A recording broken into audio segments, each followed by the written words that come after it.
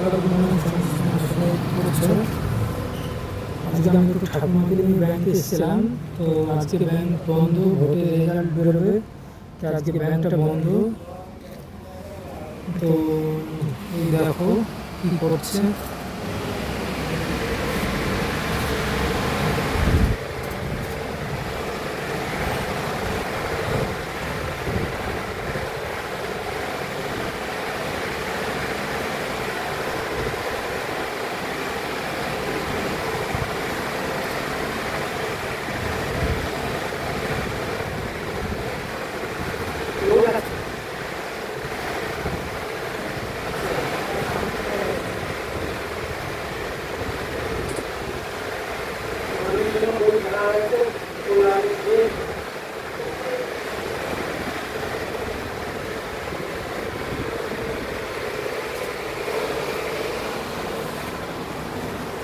তো দেখলে কী করছে তোমাদেরকে দেখালাম।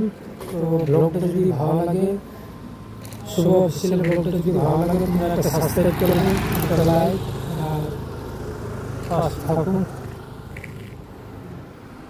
নিউ আপডেট আমি দেবো, তোমরা দেখবে।